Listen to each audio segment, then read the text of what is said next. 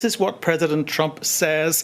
I have ordered 2 nuclear submarines to be positioned in the appropriate regions, just in case these foolish and inflammatory statements are more than just that. Words are very important and can lead to unintended consequences. I hope this will not be one of those instances.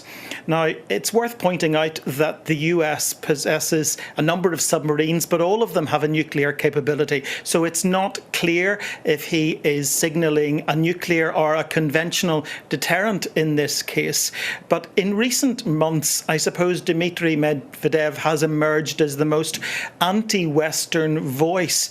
You could say that's been the case really since Russia invaded Ukraine in 2022. Some critics describe him as just a loose cannon, but others would be very quick to point out that he's close to the thinking of Vladimir Putin, the Russian president, a man who not very long ago Donald Trump was describing as someone he could do business with.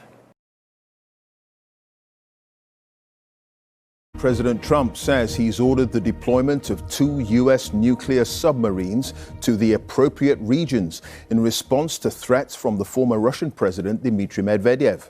Both men have been taunting each other of late after the White House this week said Russia had 10 days to agree to a ceasefire in Ukraine or face tough sanctions. In response, Mr. Medvedev reminded him that Russia possessed nuclear strike capabilities. It's not clear exactly where Mr. Trump has ordered the submarines to be deployed. We'll have reaction from Moscow in a moment with Steve Rosenberg, but first, Gary O'Donoghue has our top story from Washington. In recent days, Donald Trump's rhetoric on Russia has turned up a notch. Russia? I think it's disgusting what they're doing. But rhetoric has now turned to action with the deployment of 2 nuclear submarines, not specifying whether they were the kind that could carry nuclear warheads. He was responding to the words of the former Russian President Dmitry Medvedev, who accused the US president of playing the ultimatum game over threats to impose fresh sanctions on Russia next week if a ceasefire in Ukraine wasn't agreed.